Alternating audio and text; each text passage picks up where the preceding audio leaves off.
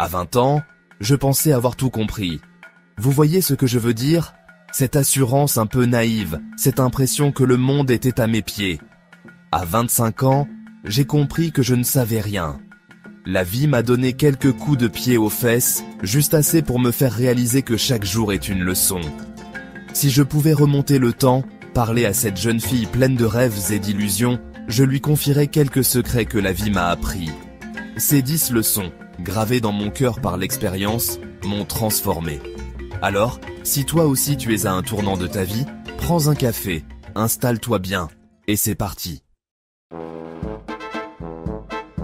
Je ne vais pas vous mentir, pendant longtemps, j'avais peur de l'échec. Une peur panique, paralysante. Je pensais qu'échouer signifiait que j'étais nul, que je n'étais pas à la hauteur. Et puis, j'ai compris que l'échec, ce n'est pas la fin. Au contraire, c'est le début d'autre chose. L'échec, c'est le meilleur professeur qu'on puisse avoir. C'est lui qui te met face à tes faiblesses, qui te montre ce qui ne fonctionne pas, et qui te pousse à te dépasser. Ce qui compte, ce n'est pas combien de fois tu tombes, mais combien de fois tu te relèves. Chaque échec t'enseigne une chose précieuse, ce qui fonctionne, ce qui ne fonctionne pas, et comment t'améliorer. Alors, si toi aussi tu as peur d'échouer, essaie quand même. Lance-toi, ose, fonce, tombe. Tu verras, c'est dans les chutes qu'on apprend à voler. On vit dans un monde où tout le monde semble parfait, non? Surtout sur les réseaux sociaux.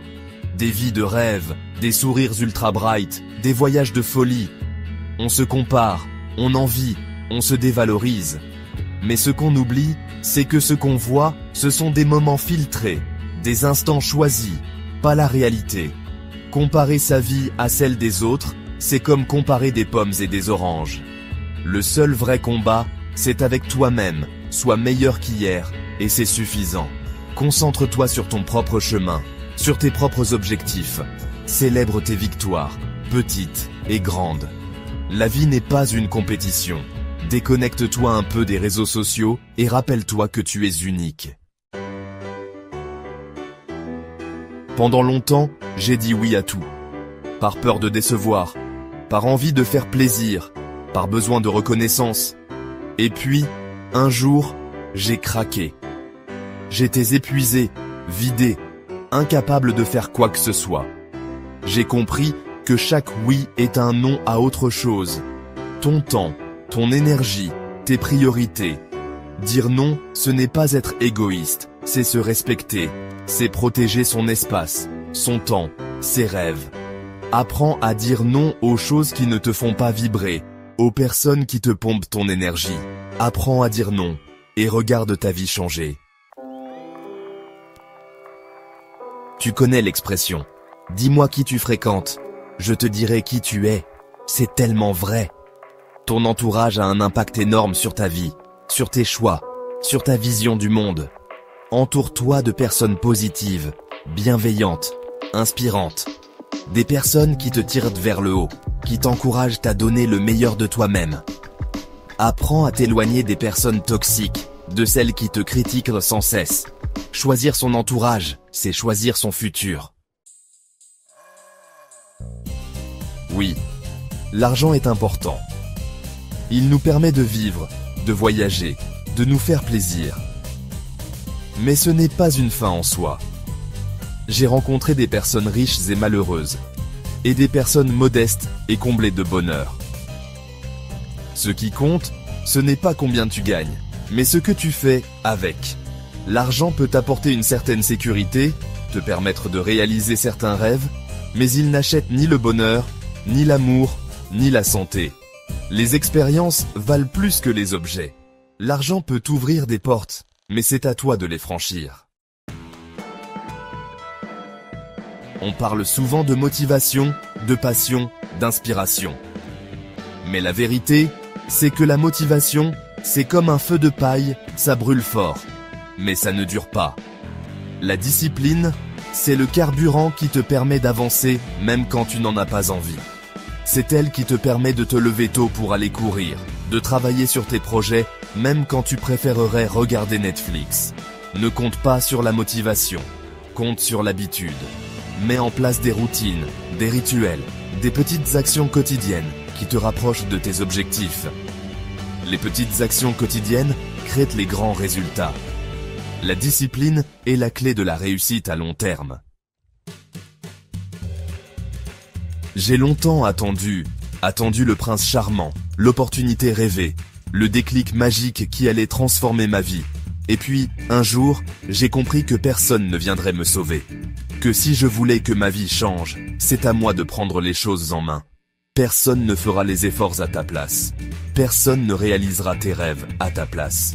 Personne ne te rendra heureux à ta place. C'est une prise de conscience à la fois terrifiante et libératrice. Quand j'ai compris ça, ma vie a changé. J'ai arrêté d'attendre que les choses se passent. Et j'ai commencé à les faire arriver. J'ai osé, j'ai essayé, j'ai échoué, j'ai recommencé. Crois en toi, fonce, et n'attends pas que quelqu'un vienne te sauver. Tu es ton propre héros. L'argent, la gloire, le succès, tout cela est éphémère. Le seul bien que tu ne pourras jamais racheter, c'est le temps. Le temps file à toute allure, et chaque seconde qui passe est une seconde de moins que tu as à vivre. Ne gaspille pas ton temps sur des choses inutiles, des personnes toxiques, des activités qui ne te nourrissent pas. Investis ton temps dans ce qui compte vraiment, tes passions, tes relations, ton développement personnel, ton bonheur. Apprends à dire non aux sollicitations inutiles, aux distractions chronophages. Le temps est un cadeau précieux, ne le gaspille pas. On accorde beaucoup d'importance à notre apparence physique, à notre alimentation, à notre activité physique. Mais qu'en est-il de notre santé mentale? Ne néglige pas les signes de stress, d'anxiété, de burn-out, de dépression. Apprends à reconnaître tes limites, à dire stop quand c'est trop, à prendre soin de toi. Accorde-toi des moments de pause, de détente, de plaisir. Cherche de l'aide si tu en as besoin, et n'aie pas honte de le faire.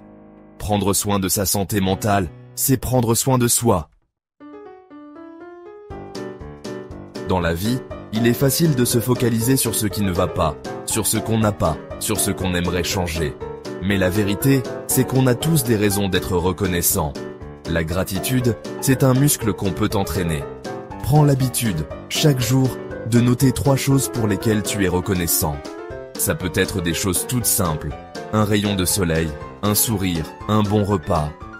Plus tu pratiques la gratitude, plus tu remarqueras les petites joies de la vie. La gratitude te permet de voir le positif même dans les moments difficiles. La gratitude te rend plus heureux, plus optimiste, plus résilient. Voilà, mes amours, les 10 leçons que j'aurais aimé apprendre plus tôt et que je voulais partager avec vous aujourd'hui.